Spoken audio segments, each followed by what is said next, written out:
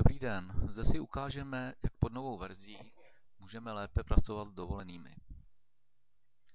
Obdobně jako v plánu dovolených, tak i ve skutečnosti přibyly některé tlačítka. Když se podíváme do plánu dovolených, tak kromě tlačítka naplánovat hromadně, kde si můžeme pro jednotlivé lidi definovat přímo dovolené, jsme si ukazovali v minulém videu,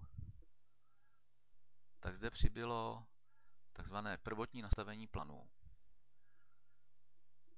Zde se nám objeví seznam pracovníků za jednotku a vždycky po načtení dat ze SAPu, to znamená noví pracovníci, se nám zde ocitnou bez zařazení do směn.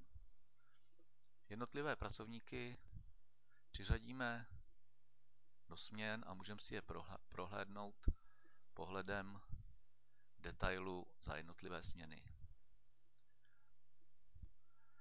Pokud usoudíme, což v případě plánu bylo možné, můžeme tento stávající stav překlopit kompletně do plánu, ovšem smažeme všechno, co tam máme. Čili to v současné době asi není aktuální. Takže si můžeme vybrat například pana Šebu a můžeme jenom jeho samotného přidat do plánu dovolených. Chcete pokračovat? Nechceme. Obdobně jako ve skutečnosti dovolených se změnilo tady důležité tlačítko pro přehazování pracovníků ve směnách, zde pouze pro plán, kdy se barevně v mapě celého roku odlišují jednotliví pracovníci. Nyní se nacházíme na směně B, vidíme tady v seznamu, že směna B je označená zeleně. A stav je, že jsme postaveni na pracovníkovi Šustr. Můžeme pana Šustra celý červen, nebo řekněme do 16. června, přehodit do směny A, potvrdíme a podíváme se, jestli se to povedlo a jestli pak to bylo v červnu. Ano, pan Šustr je do 16. vyřazen ze směny B a naopak přibyl od 17. do 16.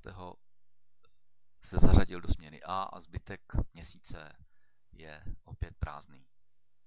Úplně stejným způsobem bychom pracovali dovolených ve skutečnosti. To znamená, na skutečnosti konkrétní člověk, pan Michále, pro jistotu uložíme a můžeme ho přidat do skutečnosti, v tomto případě do směny C, a pokud tam už je, tak ho ovšem smažeme. Můžeme to zkusit.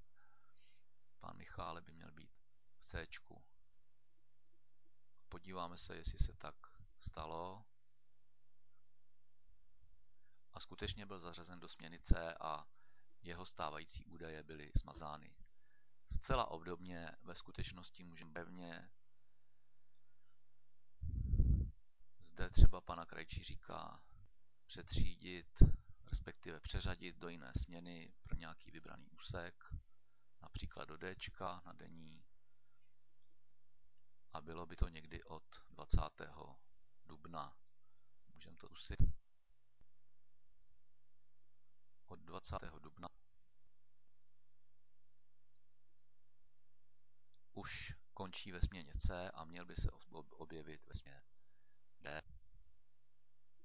Tak a je to tu. Do té doby byl vyřazen. To je zatím všechno. Děkuji za pozornost.